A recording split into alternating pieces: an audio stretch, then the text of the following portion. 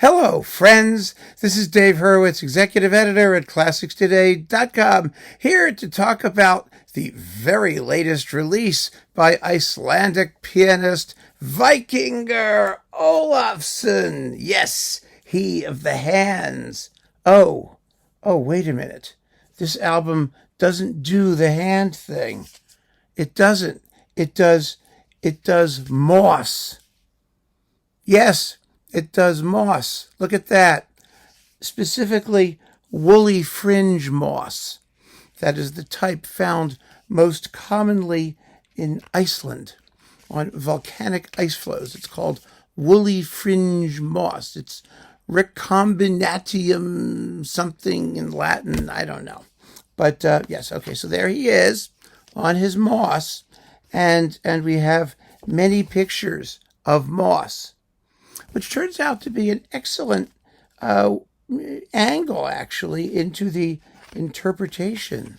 Here he is with his back turned to us, gazing over the endless fields of moss. If you've got it, flaunt it, I guess, Anyway, so how are we going to cover this? Well, in order to do this correctly, I have to get into position. See this? Well, I don't have Woolly-Fringe moss, acres and acres of Woolly-Fringe moss, but I do have this lovely moss green bathroom mat, which I can sort of, well, let me see if we can do this. Hang on a second. I have to sort of put it over here. Okay, we can do this. I put this up here. I need something to anchor it. Where is the Roger Norrington Useless Drek edition when you need it? There we go. That's what this is good for. There, that will weigh that down nicely. I knew it was good for something. And then, let's see, we have to look at the picture.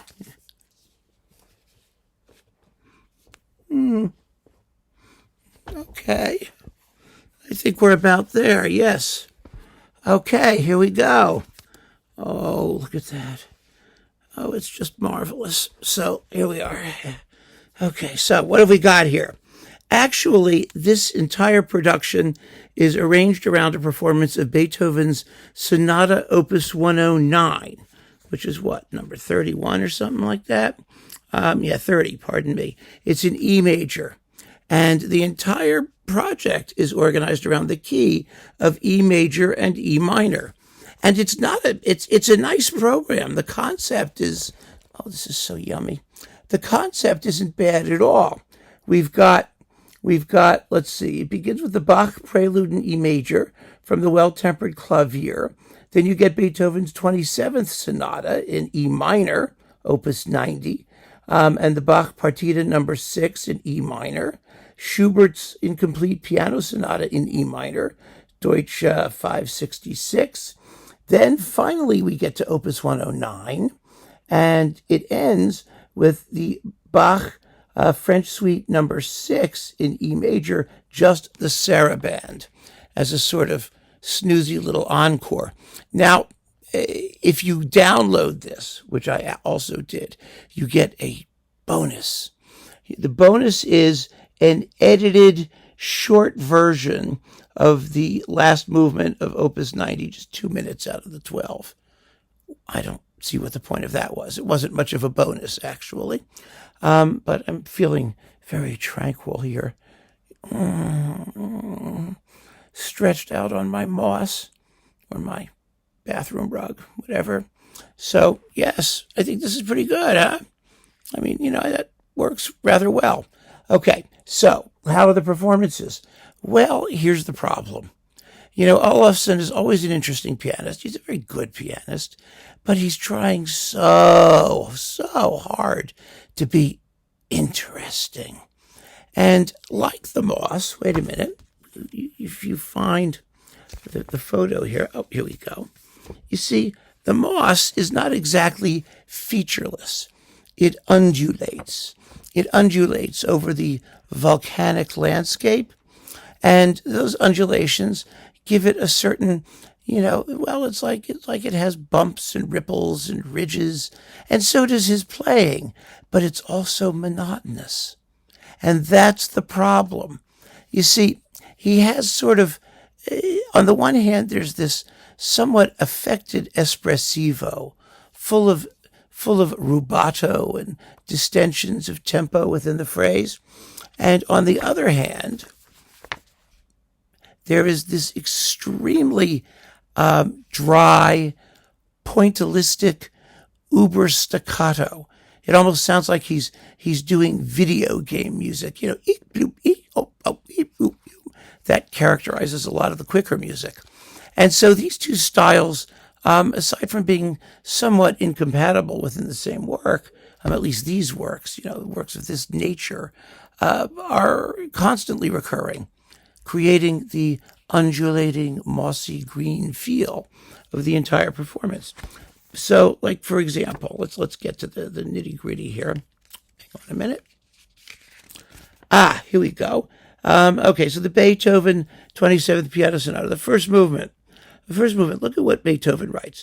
Mit Lebhaftigkeit und durchaus mit Empfindung und Ausdruck, which means liveliness, but throughout with feeling and expression. Well, this is just herky-jerky, pokey stuff. None of the phrases connect.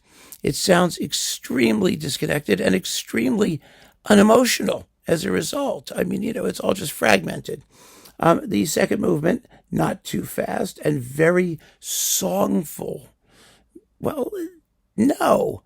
The cantabile line, the big cantabile line, the connections, just aren't as good as they could be, and are in other performances. People like Richard Good or Claudio Arrau or Ivan Moravec. Pick your person. Okay, the Bach Partita No. 6. It has its moments. It really does. The air is ridiculously fast, absurdly so. The concluding jig, which is basically a contrapuntal fandango of things, is he plays very well. He's technically very good. It's very jagged. Some of the other movements are nicely done. The Sarabande, again, he's good with Sarabands, for example. It's nice. The courant is okay. It's good playing. You can't argue with it. It fits within the program. The little Schubert unfinished sonata, the two movements are beautifully done. Here, for some reason, he manages to really, bring out his inner mossiness. The music has an attractive simplicity, liveliness, and it has structure. It has feeling, it seems to me. If you only played the whole recital that way, it would be just marvelous. Okay, then we get to Opus 109. Okay, look, here's the deal. In Opus 109, nobody cares about anything till you get to the last movement, the theme and variations. And the first two movements have that same sort of herky-jerketyness. The second movement, Prestissimo, could have more shape. It's not just a blur of notes. It's got to have, sort of inflection. But unfortunately, the rolling mossosity just doesn't give it the firmness of outline it really needs. But when we get to that theme and variations, my God, the first few minutes, they're comatose. They're absolutely comatose. It's another one of those things. Gesangvoll mit innigster Empfindung. Songful with the most inward feeling, inward expression. That doesn't mean you play like you're hooked up to life support and there's barely a hint of a pulse. It means that the expressivity shouldn't be mawkish. It should be, somewhat solemn, I suppose. That inward quality, it's a wonderful word. There's no real equivalent for it in English. It's a German thing. And that doesn't mean that you play it with such cool uneventfulness. It has to make us want to listen more intensely and this doesn't. Now, he wakes up when he gets to the killer trills. He does. I mean, obviously, he's looking forward to the trills. The trills are the thing. The trills are when the moss, the shaggy whatever moss thing meets the actual Icelandic moss. Now, Icelandic moss, by the way, is a lichen. It's not this stuff. It grows like a little tree-like thing with like little leafy things. There's some of them in this picture, actually. If you look very carefully, you can see, let me see, I can show you that there is a fabulous, here we go, see, like over here, you can see like these little like, these things here, that's likely Icelandic moss. Those are the trills. Finally, we get some inflection. We get some shape. We get some, sense that he's really, really, really committed to the cause. I mean, he's committed to the whole cause. I shouldn't say that, but it's a mossy kind of commitment. It's this rolling, green, uneventful commitment. And then we get finally, as in an encore, the Sarabande from French Suite Number 6 in E major, which is nicely done. But who cares? Seriously, after the Beethoven Sonata, why would you want to play anything else? I don't get that. So there's a lot to be said for moss. Yes, moss is wonderful. So are fluffy green bathroom mats. They're just delicious. And so, his fans here are going to enjoy this. I have no doubt whatsoever.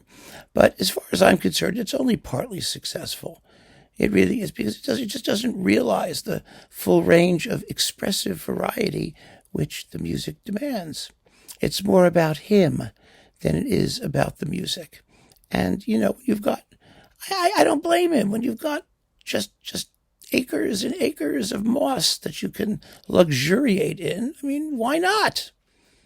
Well, the reason maybe is that these composers deserve a little better. Maybe that's the idea. Anyway, I'm going to go and enjoy my moss or stick Roger Norrington back where he belongs. He's done doing his job for the day, holding down my moss here. And you should keep on listening. Thank you for joining me, friends. Take care.